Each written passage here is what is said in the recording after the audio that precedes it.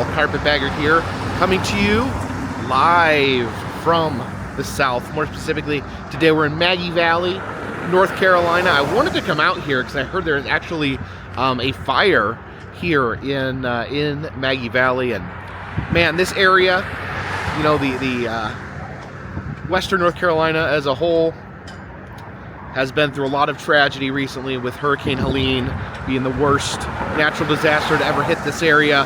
And then to hear that there had been a fire in the aftermath of that, absolutely horrible. And here is where the fire took place, here at the Stompin grounds, which is kind of the center point of Maggie Valley. It's kind of a very important Maggie Valley landmark. This is where they do music, they do concerts, they do clogging, dancing, which is big in the area. A big barn-shaped building where they can have barn dances. That right there is Miss Maggie, the mascot of Maggie Valley.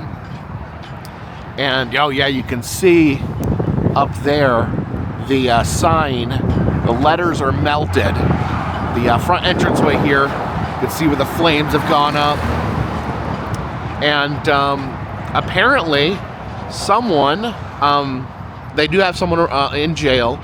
He just walked up here in the middle of the day in front of everyone. Apparently there was people watching in some of these houses up here, but this idiot, he just threw something on fire into the front of the Stompin grounds. No reason behind it whatsoever, or if he does have a reason, no one knows his reason, his motive. But this is super sad. This is super sad. First of all, it does look like the insides were mostly undamaged, which that is awesome to hear that. But this is so sad because, as I said, the Stompin ground is it's like the center point here of Maggie Valley. You know, a lot of times when people think of Maggie Valley, they think of this kind of a community gathering place. A matter of fact, when they had the hurricane, this is where the locals gathered to hand out supplies, to hand out water, to hand out diapers. And to think someone would specifically target the Stompin ground as to try to destroy it, that is a level of crappiness that I hate even exists in this world. So looks like they've already begun some work on reconstructing the front here, which is good. Hopefully it will be back up and running before it does open. It was, I guess, closed for the winter now, so when it opens back up in the spring, hopefully it will be reconstructed. Now, the day before the Stompin grounds had their fire, there was another fire here next door. The Heart of the Valley Motel suffered a fire just one day before the Stompin grounds. There's one of these classic hotels here in Maggie Valley. It's the motel with the heart instead of an O. And it is closed. It probably was closed already. A lot of these do close during the winter months. But yeah, they said, I did watch the news report. They did say that the police are saying right now they don't think the two are connected, but they don't necessarily believe that the same man set the fire here at the Heart of the Valley. But man, what a strange coincidence that would be. Yeah, beautiful area here down by the river where the Heart of the Valley sits, and it is completely gone. I guess you have like the main office here, maybe a couple of rooms overhead, but if you look at the main strip there, it is all that is left is a skeleton. Yeah, I could smell that sickening smell of fire. Oh my gosh. Yeah, that has been completely obliterated. That is so sad. I really, absolutely hate to see that. Over here across from the highway, I noticed sitting up here, we have a limousine of some sort. A very old, decrepit limousine. Something very odd about seeing a limousine in this state. Because, you know, limousines, they represent fanciness. They represent luxury. But this does not look like a very luxurious limousine to be in. See, we got ivy growing up through the tires. It's hard to see inside because of all the fogginess. I think, oh, you can see it's actually tinted too, but the tint is kind of peeling up. Oh, it's a shame this couldn't find a home before it got all completely decrepit. Don't think I ever noticed this up here either.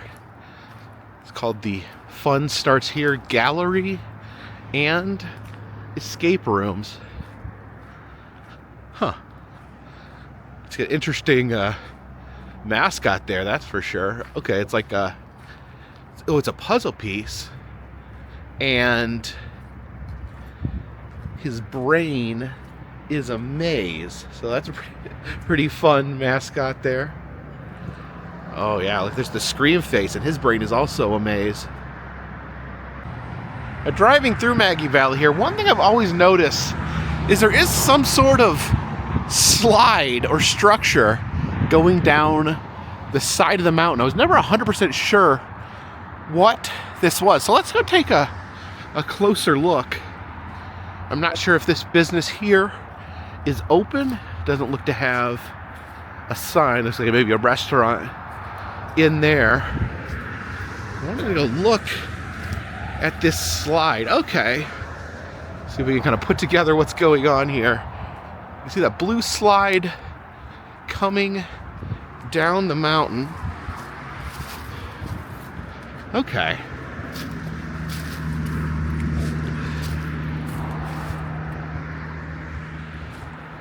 Okay, these are, yeah, I think these are these, I'm assuming this is some sort of amusement. I don't know. I'm thinking it must be a water slide. Again, if anyone knows more about this or can identify this easier, it looks like this was maybe a water slide from the top of the mountain. And if it's not a water slide, maybe an alpine slide with, you know, that uses the sleds. Let's get a little closer.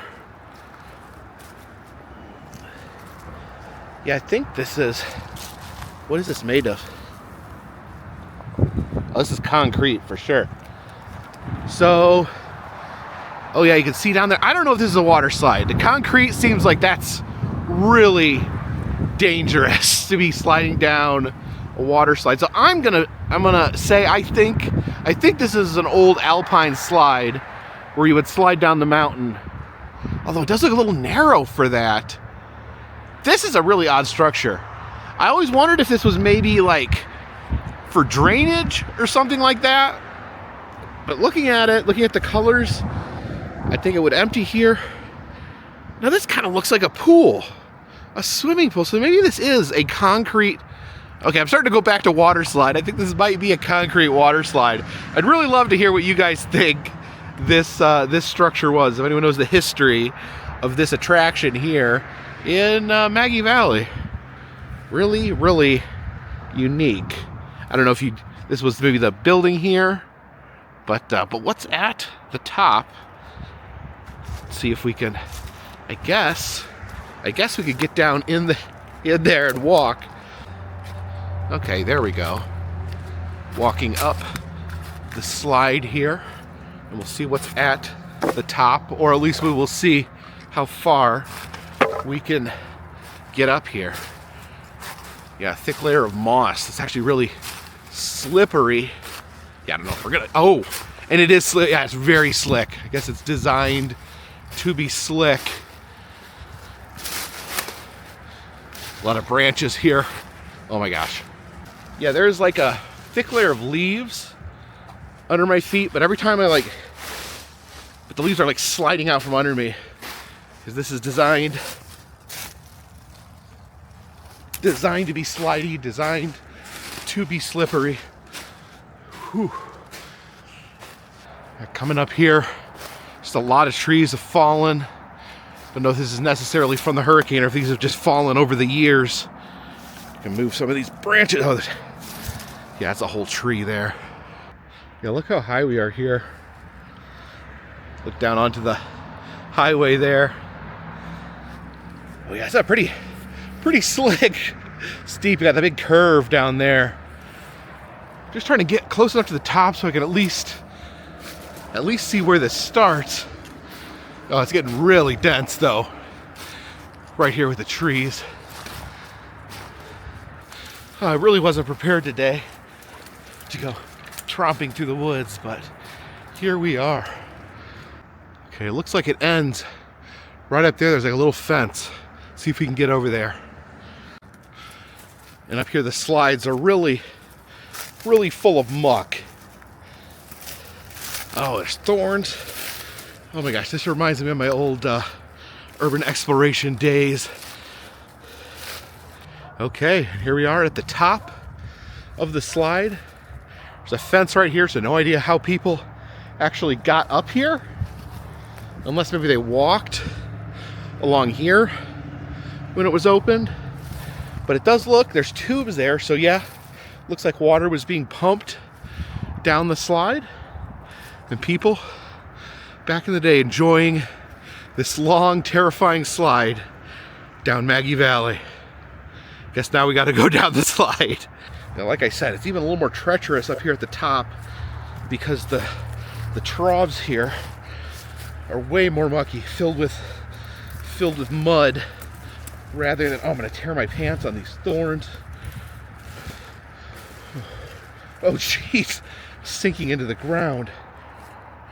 And there looks to be like a jar of corn right there. Uh-oh, we're not in moonshining territory, are we? So yeah, trying to find the best place to walk. The troughs there full of mud. Walking on the top of the slide is super slick. It's got like algae growing on it and moss. So hopefully I can make it down without completely wiping out or clobbering myself. Here you can see the view of what someone would see sliding down the slide here.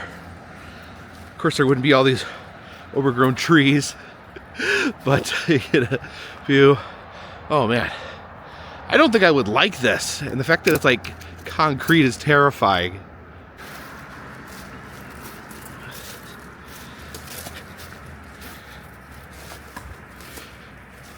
Oh my gosh, I almost slipped pretty bad back there. Of course, I'm walking on a slide, a literal slide, so can't really blame anyone else for me slipping.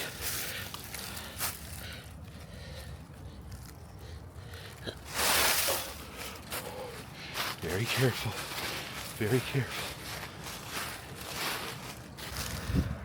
As we round the final corner here, I wouldn't be surprised if this thing was shut down simply because of how dangerous it was. You know, because you're going on a curve, the walls of the water slide are concrete. I don't know, maybe concrete water slides were more popular at one point in time. I'm used to fiberglass. Yeah, you can see here where it's cracked. That is concrete. Got the rocks in there. Yeah, this ain't your nice cushy fiberglass water slide here. Oh, there we go. Whoa! Almost fell still. All right, I guess you come down here and empty into the pool, which is now just a pile of bushes and mud and leaves.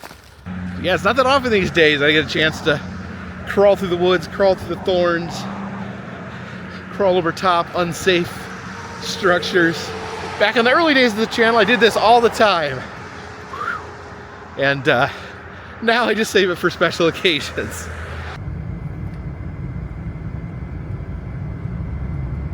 And holy crud, look what we have here. Just right alongside the highway in Maggie Valley. It's a herd of elk. Oh, that one elk is looking at me. I don't know if I like that. Okay, if he starts running at me, I'm gonna run back to the car. Oh yeah. When I first moved to the mountains around 2000. They had recently reintroduced the elk. Elk were extinct in this area, and over in Cataloochee, kind of part of the Smoky Mountain National Park, they released a herd of elk. They're carefully monitored, and it has exploded since then. It actually makes me a little nervous, the elk coming out here into the city, because it used to be you have to drive back into the woods to see the elk, and now they're getting closer and closer to the population. You see they're right here next to the busy highway. You know, these things are big. These things are strong. They can smash your house. I love elk. I just don't want elk showing up at my house, knocking down my stuff and trampling my home. But yeah, man, it's still a breathtaking sight to see these guys out and about. I don't think one got startled there for a second. I think this is the first time I've seen them actually come into Maggie Valley like this. I know sometimes the people that lived, in the back roads here would complain about them coming into their yard, but I've never seen them just walking along the highway here in Maggie Valley. Oh, you see, it's causing mass chaos here in traffic. People slowing down, trying to get a picture of the elk from their car. Yeah, you can see all these people congregating over here, people over there, gonna get photos of the elk. You're supposed to not get too close because they are big, and that one's looking at me again. That one keeps giving me the stink eye. I don't feel good about that. You see one of the big ones over there. I don't know if you can really see it from this angle, but he's wearing a collar. So some people doing a really close drive-by. Ooh, that's pretty close, buddy. That's pretty close. But yeah, some of them have collars on them so that they can be tracked. Apparently, if an elk sleeps too long, the rangers will come and check on it to make sure it's not dead, make sure it's just sleeping. Oh yeah, everyone's slowing down, trying to get some good elk shots out their passenger window here. Yeah, nothing slows down traffic like wildlife here. A bear will cause a massive traffic jam. Elks do. I would say bears are the most popular, but elk really really catch people's attention. Yeah, see, these things are huge. Look at them compared to the cars. Looks like they're wandering down that way.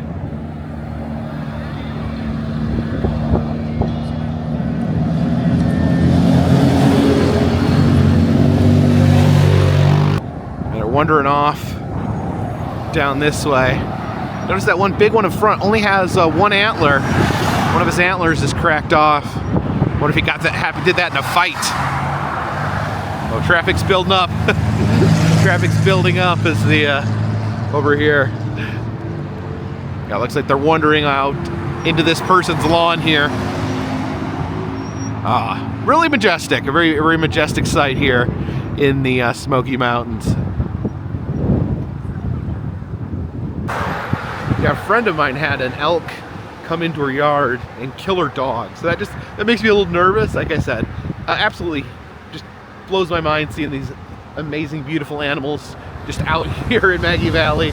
But I do get nervous. I hear about elk sightings closer and closer to Waynesville, and I'm like, man, I don't want elk in my yard. I don't want them breaking my windows. I don't want them endangering my pets. But yeah, that does make me nervous here, just by these cars, that they don't get startled and run out. So the reintroduction has been successful, and that it's the reintroduced elks, and elks are amazing, but yeah, it is scary when they get closer to the human populations like this. So very mixed feelings on the whole situation.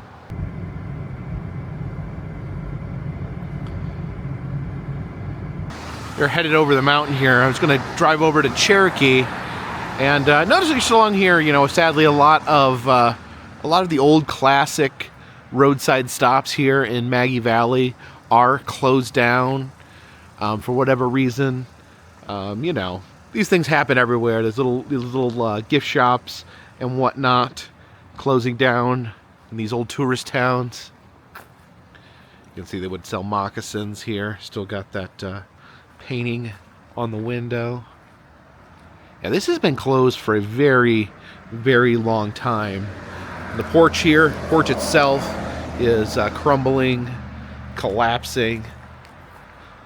This little jams and jellies, ceramics. Again, I probably shouldn't walk on that porch considering it's in the process of imploding. But yeah, it looks like just one day they closed down. There's still stuff, boxes, whatnot in there. Is that like a van seat? Yeah, the one side down there you've got the Native American on the Cherokee side. And then over here, the Maggie Valley side, you got the old moonshiner. These are kind of things that you would see, especially at the old school roadside attractions, feature, the slightly more stereotypical Native Americans and these like mountain folk, the bearded moonshine drinking folk. These days we don't like to use stereotypes as much, but it was just part of the roadside landscape back then. And this is an iconic spot here, Soko Crafts since 1947. So very sad that this is sitting empty, having been open that long. But they are known for the most photographed view in the Smokies. Now it is a pretty view.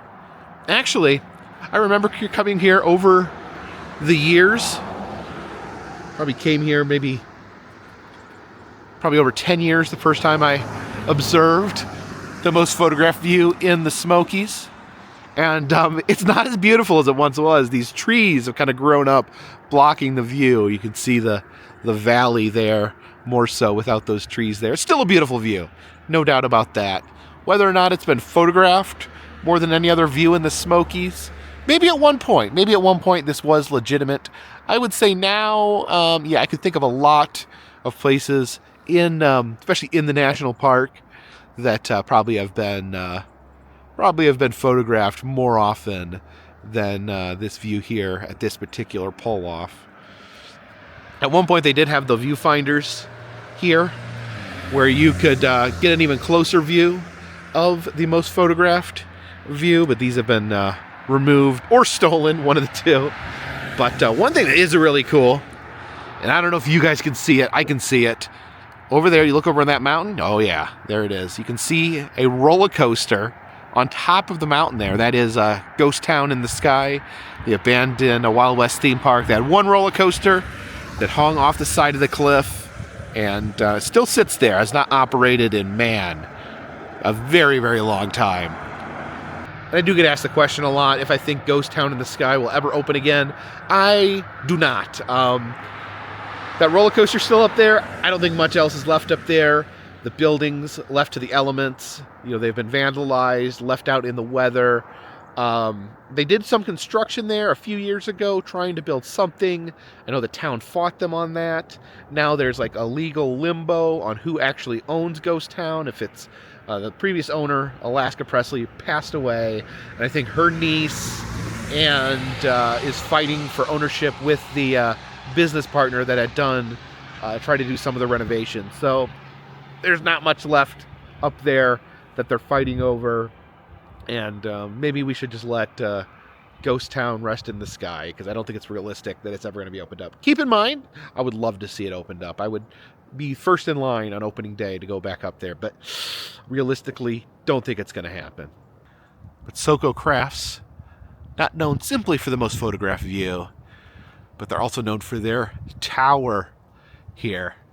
Let's go walk around and get a better look at the tower.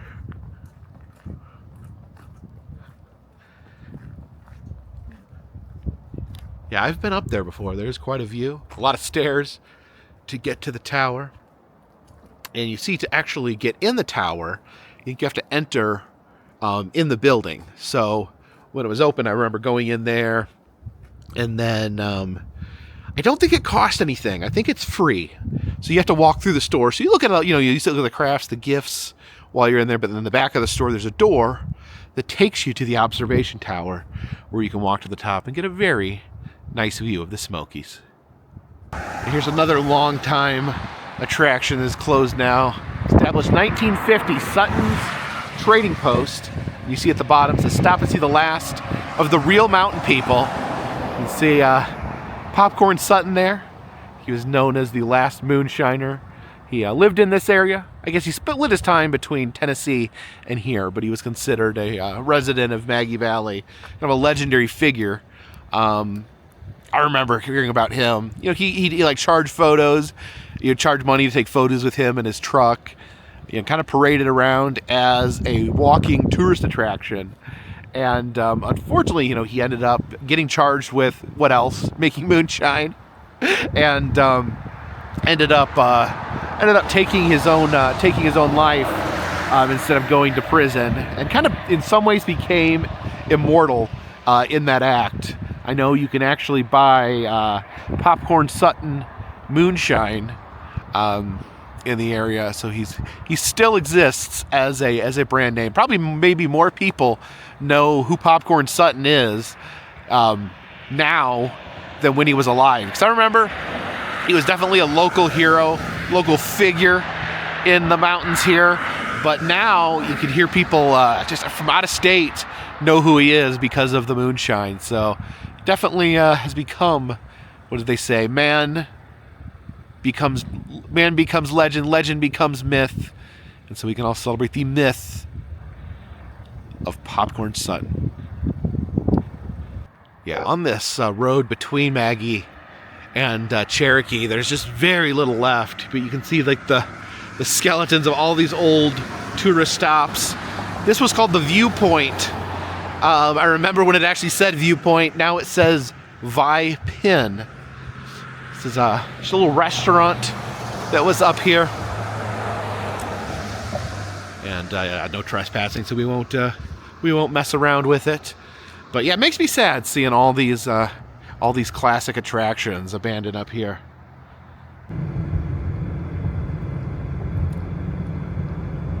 Let's see the towering Harrah's Casino here in Cherokee.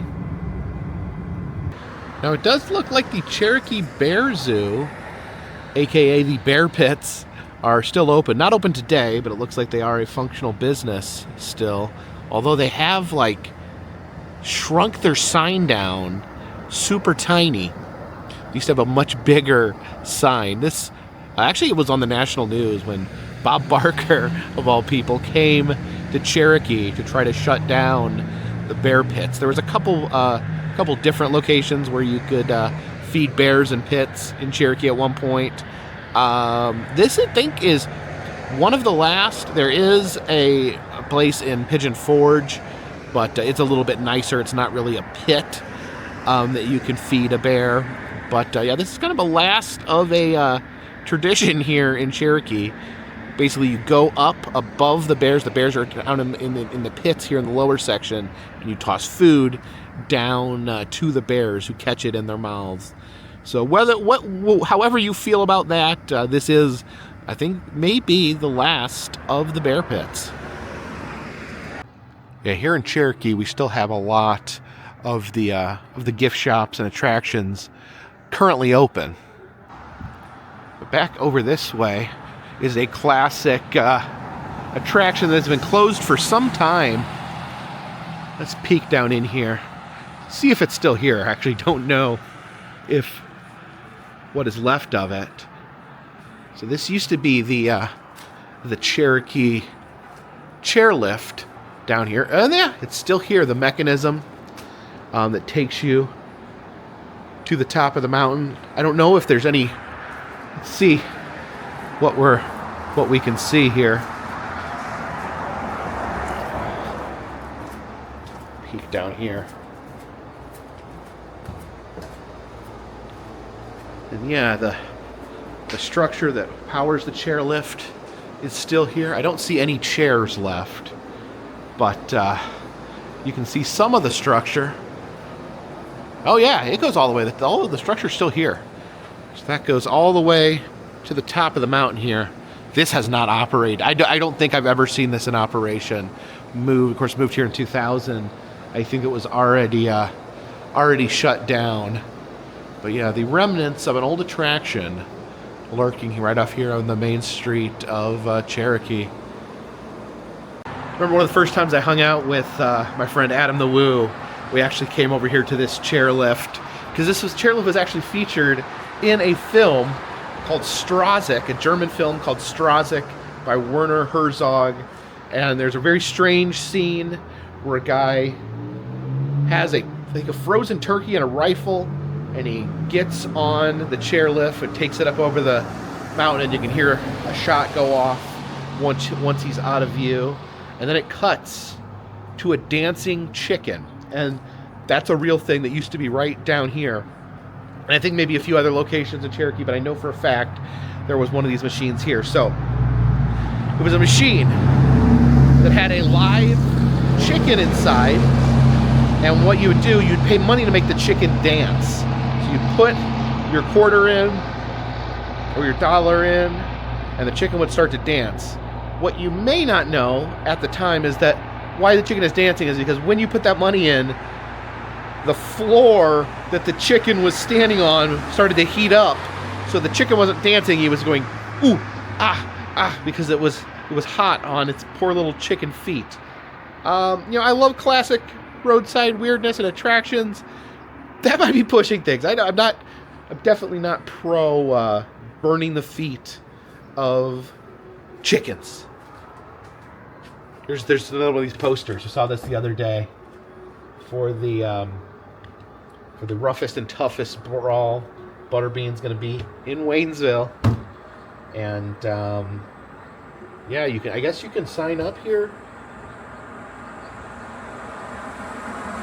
Usually, I think you can sign up, and I think the main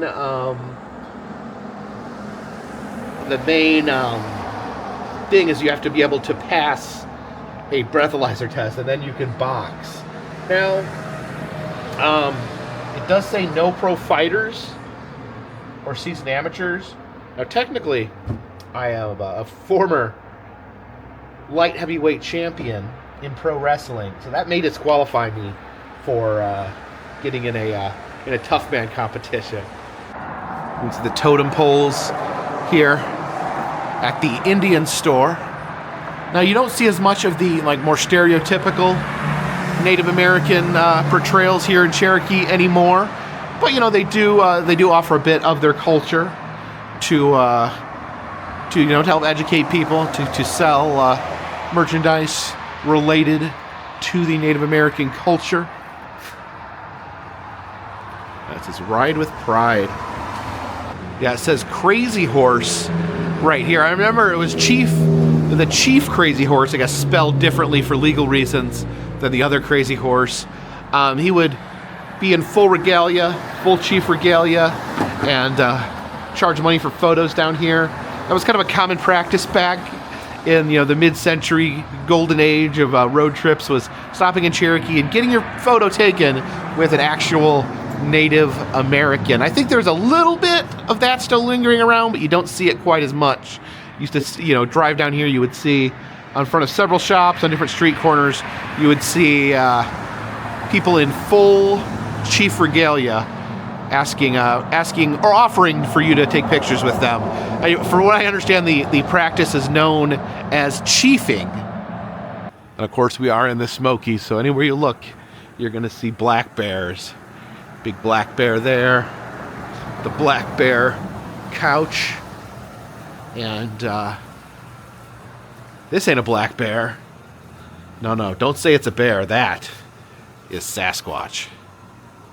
As I travel the U.S., I find different towns that have projects like these, where there's like a fiberglass animal or figure that is painted in different ways around town. Of course, we got the bull weevils of Enterprise, Alabama, the peanuts of Dothan, Alabama, and the different groundhogs of Punxsutawney, Pennsylvania. Here in Cherokee, they have these black bears painted in different ways, and this one here has the Cherokee language written on it, and we got that seal there on his forehead.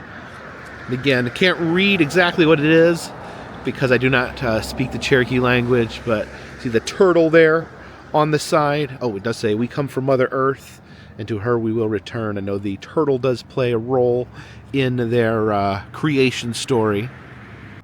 Now, this is the off-season. There's not a lot of people staying here in Cherokee during these months. And this is the Drama Inn, and it is called so because they do a play called Onto These Hills, an outdoor drama that tells the story of the Cherokee people. I saw it when I was a very young child, but I've not been back to it as an adult. That may be something I need to make a point of coming out here and seeing. Now, this fiberglass bear is pretty vicious, but I don't think he is part of the collective. And this is the Paint Town bear, I guess wearing some of the traditional body paint worn by the Cherokee. Oh, over here is a little village. I guess this is Paint Town, with this giant flying squirrel right here. And it looks, oh yeah, it looks like down here they're playing a game of stickball.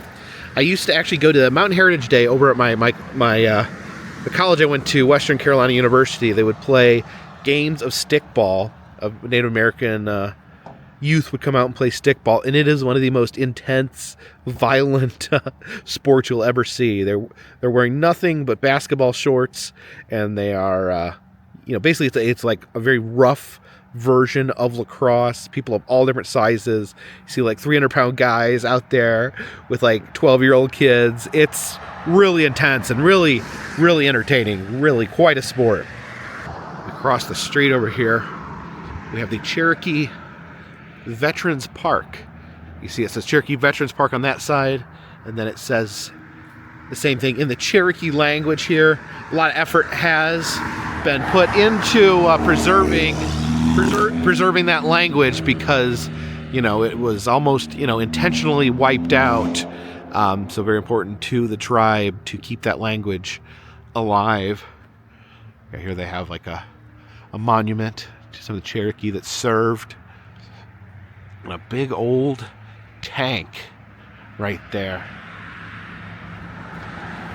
It does say something. It does say something about the Cherokee people that that they would put their lives on the line to help this country against its enemies after historically, some of the things that this country did to them. Just absolutely horrible, but they can put that behind them to help fight for a greater good. Some cannons over here.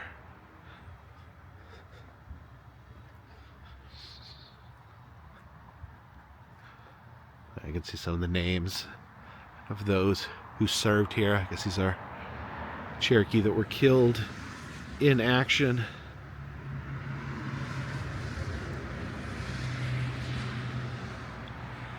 And then back here we do have another bear. The POW, missing in action symbol on the forehead of the bear. That big eagle on the side. It's like a whole bear is like an American flag. An American flag, if you will. And then look on the rear of the bear is covered with helicopters. The Cherokee Welcome Center over here. I love the solar panels there, kind of taking the shape of a tree. It's almost like a tree taking in sunlight, much like a tree does, but this tree takes in sunlight to be used by man instead of making chlorophyll. Another bear here. This bear basically is a bald eagle. You see the bald eagle on his face, kind of a mashup between a black bear and a bald eagle. And this bear here in front of the Cherokee Museum is a sequoia bear. Now, Sequoia is the man that invented the Cherokee written language. He actually took the spoken language and created a written language to correspond with it. And you'll see images of Sequoia. I don't know if there's only one painting of him, but all the images you will see of him, he will be in this red turban with the long pipe in his mouth. And out here in front of the museum is another rendition of Sequoia, the massive head there. And you can see tears running down his eyes. This statue here made by Peter Toth. Now, Peter Toth is a sculptor who's built these giant Native American heads and placed them all across the US and Canada says there's 63 of these statues out there. And I've seen some of them on my travels. It says these were all carved out of one redwood log. And actually, I forget where it was. I can't remember where it was, but I actually came across Peter Tau's studio somewhere. I have to think back on where that was. The base of the statue, there is the different Cherokee clans, the Wolf Clan, the Wild Potato Clan, the Paint Clan, the Blue Clan, the Long Hair Clan, the Bird Clan, and the Deer Clan.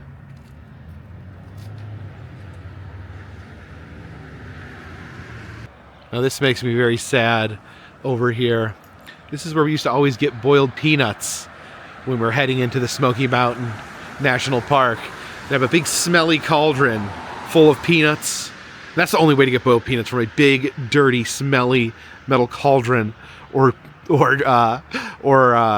barrel on the side of the roadside. Sometimes you get them out of like metal barrels. But yeah, that's the best way. Best way, they taste the best coming out of a big nasty pot or barrel. But this is closed. You used to actually get a cup of peanuts. They put a big styrofoam cup. Usually put it in a bag there. We'd get the peanuts and we'd take them, eat them in the car on the way to Gatlinburg or Pigeon Forge as we drove through the Smoky Mountain Park. I mean, I'd love if someone bought this and reopened it as a boiled peanut stand. Oh, there's a little T-Rex lurking in there right now. I'm not sure what he's doing. I talked earlier about the Native Americans dressing as chiefs and charging to have your photo taken with them. It doesn't happen as often now, but I do believe they still do it over here. They do some traditional dancing over in this area, and then they will take photos afterwards. And this buffalo here, he has been here as long as I can remember.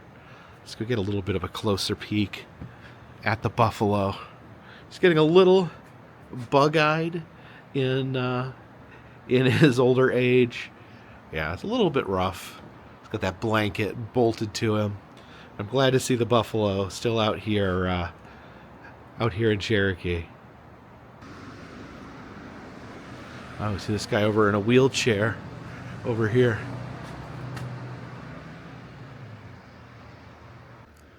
And look at this. Back behind the shop, we have, I believe, another water slide. I don't know if I should... There we go. This one gets pretty dense. But this one's a lot wider, too. It's just like the one water slide. But I guess it must have been, with the style of the time, having these water slides here in the Smoky Mountains. Just imagine coming down. Maybe it was smoother back then, but like how rough the concrete could be on your skin. I don't know where it emptied off into. There might have been a pool or something here at the time. But yeah, I wonder how many of these old water slides are hidden back in the woods. Really interesting. Yeah, I can't really see how far it goes up there. And again, it gets really dense. A lot of kudzu right here. It just causes mass amounts of brush up in this area so yeah, it kind of fades off. Actually, I'm looking now. It looks like there may be a curve like right along there where the slide comes out.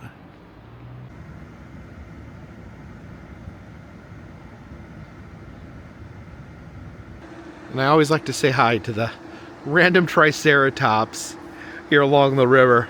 Don't know where he came from, don't know who built him, but he has been here as far back as I can remember. Always a stalwart here in Cherokee. One of my favorite neon signs of all time, the pink motel sign with a little fairy there tapping the sign. Unfortunately, like I said, some of the hotels are seasonal. They do shut down for the winter. So this is the Pink Motel. You can tell because it's pink, and they have preserved their lovely vintage Pink Motel sign there. I wish it was open so I could see it lit up at night. It's been a very long time since I've seen the Pink Motel sign actually lit up. Got to make a point to come over here during the summer and witness it.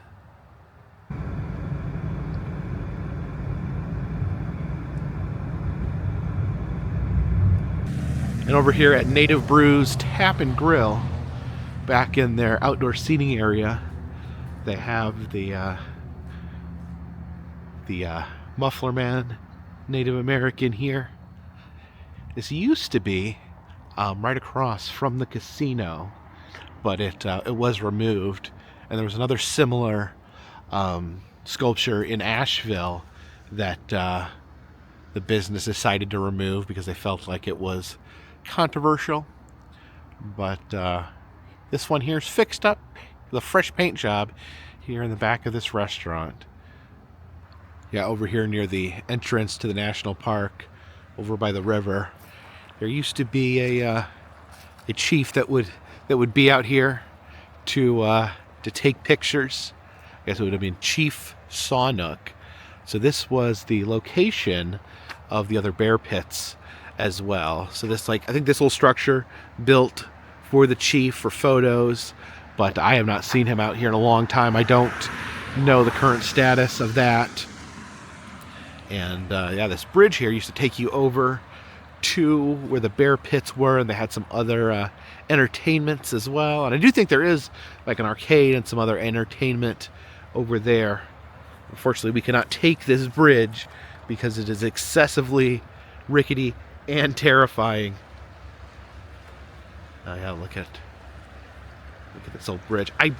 I remember they had some sort of like haunted mine attraction over here. I never did it, so I don't really even know what it was. I remember you can see kind of like a mine shape there.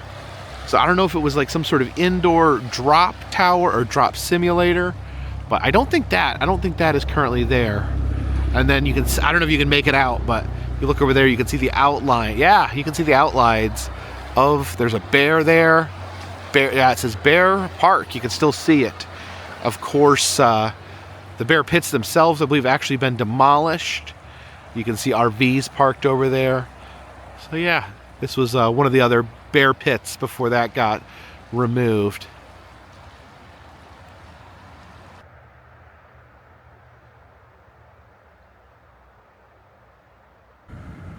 Sadly, 441 through the national park is currently closed, so we can't even get to Gatlinburg and Pigeon Forge this way. Yeah, for the first part of January, I really wanted to stay near home.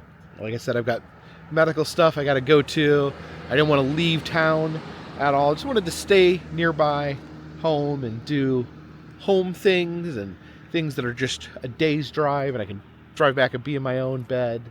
Unfortunately, you know, one of my go-tos when I'm home is to travel over to the wonderful land of Gatlinburg and Pigeon Forge, just down that way. It's been more difficult in recent times. Highway 40 was destroyed, and there's no opening date. Now, that's how I normally get over to Gatlinburg and Pigeon Forge for the day. The other way is to take 441 here through the Great Smoky Mountain National Park to get over there. And that is closed now. There is, because of the bad weather, been having a real streak of bad weather, ice and snow, low temperatures. So when it gets icy there, they shut it down. That actually happened to me on New Year's Eve. I drove through here on New Year's Eve to get to Gatlinburg, and then on the way back, they actually closed the road through the park down while I was celebrating New Year's. So to get back, I had to drive an extra hour and a half. So it took like 3 hours to get back home from Gatlinburg. So I feel a little boxed in here because Gatlinburg is kind of my home. I kind of consider myself a local. I'm about an hour and a half from Gatlinburg, so I consider myself a local to the area. And but I'm feeling a little boxed in. I can't get to my my area, my home turf even, because 40's closed down, 441 is closed down. The only way to get there is to go through Hot Springs, North Carolina, which, again, that's about a 3-hour trip there and a 3-hour trip back. So that's not really, it's doable in a day if I really push myself, but not ideal. So I'm going to try to do what I can. If the parkway, if the park opens while I'm here, hopefully it'll warm up. I think it's still supposed to be like super icy and cold for the next week or so. So hopefully it'll open back up and I can get over to Gatlinburg and Pigeon Forge before the end of January. Because I thought I was going to spend a little bit of time over there while I was trying to stay closer to home, but that's not exactly working out at this point. So I'm going to have to turn around and go back. This is the visitor center.